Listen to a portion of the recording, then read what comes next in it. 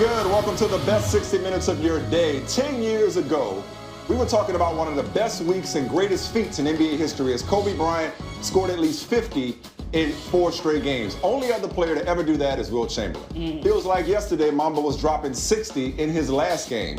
5-time NBA champ Kobe Bryant joins us here and now on the 6.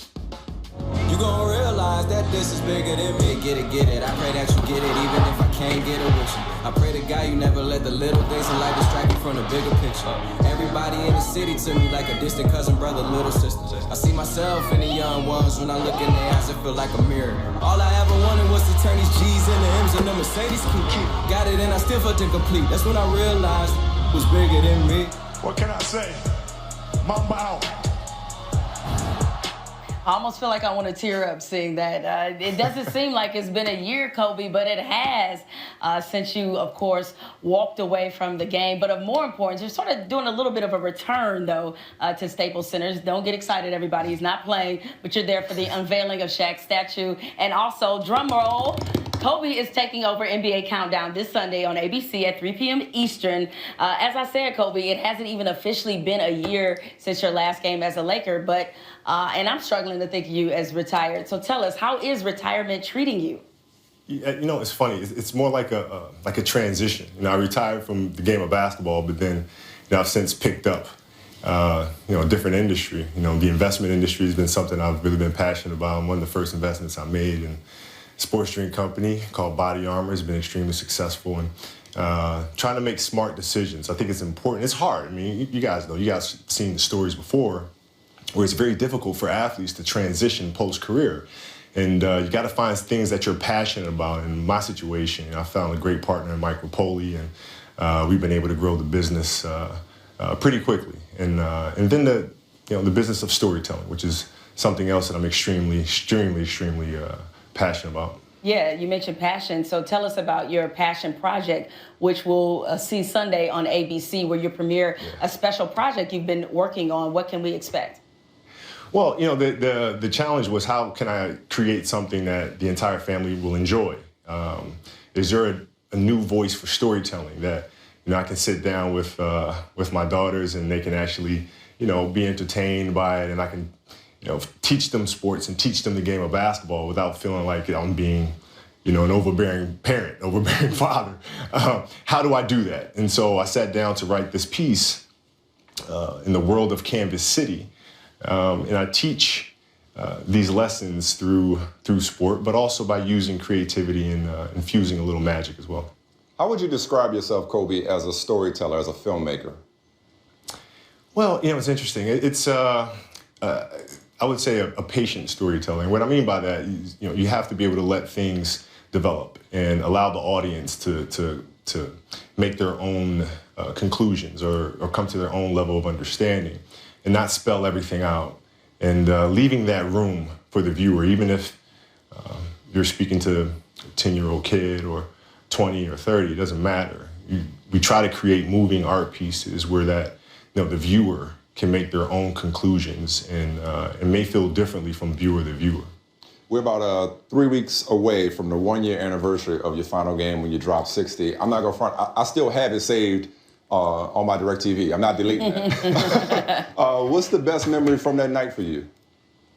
Having my family there, and I have 2 daughters, and having Bianca Bella in the belly. But our girls had never seen me perform at that level. When I was doing that stuff, they were so little, too small to remember. So it felt good for them to actually be there, to actually say, my dad was a pretty good basketball player. It wasn't just myth. Well, not only just pretty good, you were one of the greatest to ever play it. And one of the things you were known for, on top of your competitive instinct, was the fact that you rarely missed games. And as you know, there's a lot of talk right now about players resting, and Adam Silver, he has even sent a letter to owners saying he wants them to be involved in the decision-making process when it comes to resting starters. What do you think about stars resting in the regular season? Well, I think there are certain ways. I mean, listen, it's hard because as fans, you want your team to win championships. As players, that's what your focus is to win championships. So you try to do everything you can to achieve that end result, which means sometimes missing games. But that being said, I think there's ways to come up with a style of play in which you can conserve energy, picking your spots on the floor, picking your moments in the game. There are ways to get around that a little bit. But that being said, none of us know how their body truly feels, right? So the athlete ultimately has to make the decision himself. But personally, I try to kind of pick spots and nights where I knew I didn't have it or I needed to conserve my legs a little bit. Would you reduce the number of regular season games if it were up to you? Well, man, that's certainly an option, right? I think it's a viable option. The biggest issue that we all have, I think, with missing games is that, what about the mother who brings her daughter or the father who brings his son and so forth to the game, who have saved up and have been looking forward to this night, all season long, and they show up there and their favorite players aren't performing. That as athletes, you just feel absolutely horrible about. So if we're reducing the schedule and players are able to be there every single night, then you minimize the opportunity of that disappointment happening. You talked about earlier about that transition for an athlete like yourself into, quote, civilian life, and you found your particular passion projects, but it seems like your old team, the Lakers, that they would like to drag you back into basketball. Magic Johnson, he was on our show, and he said that whatever you want to do, he has a role for you. And, of course, new general manager Rob Pelinka, your former agent, he sort of echoed those same things. So if might you take a role with the Lakers? Listen, I'm always a phone call away. I mean, Rob he's been a close family friend forever, and so our relationship is supreme. So I'm always a phone call away. From Magic as well. I mean, I'm always around. In terms of being there every day, that's just not for me. I love writing, I love directing, I love creating, I love building. I mean, that's the imaginative space is the space that I'm 100% locked in on. So. But I'm always a phone call away. How does somebody who was so obsessed with basketball and the process of basketball, you talked about the transition, that's been the theme of this conversation, divorce himself from that and be so immersed in this creative process? There's not a part of you that just wants to have something to do with basketball on a regular basis? It's crazy. I found that the way I learned the game was through storytelling. So growing up in Italy, we used to my grandfather used to send me VHS tapes of things like The Golden Greats and Always Showtime and Come Fly With Me. So through story is how I learned the game. So the way I look at it is, yes, I'm still a part of the game, and I can join an organization and I can coach players and so forth and so on, or I can take the knowledge that I've learned and the wisdom that I've acquired over the years of playing the game and infuse those organically into the stories that I'm telling. And if I can do that, then I believe I can reach more people and inspire and influence future athletes more. Now, in about 20 minutes, you're going to watch as Shaq's statue is unveiled outside Staples Center. What do you appreciate about what you and Shaq were able to accomplish together that you may have taken for granted back then, now that you're older and wiser and you look back? Well, I mean, it's tough to say. I mean, it's, I think in hindsight, we both would have been more patient with each other and, allow the dust to settle. What happens, particularly with young players, is when you're in the market and things aren't going well, what happens is the blame starts setting in and people want reasons for why aren't you guys playing well, and you try to give answers, you try to tiptoe, and then things just kind of snowball one into the other. So I think looking back, we both would have been much, much more mature about the situation. But that being said, I don't think we would have played together the rest of our careers regardless, because I had a challenge. I had something that I needed to pursue to prove to people that I could win. Not just alongside of Shaq, but apart from him. So it was much bigger than just a relationship thing. Now, even though you're sort of divorced from basketball in the sense that, you're kind of playing it cool about playing any kind of role with the Lakers or taking on... Jamel, let me be honest with you, Jamel. Okay. Let me be honest with you.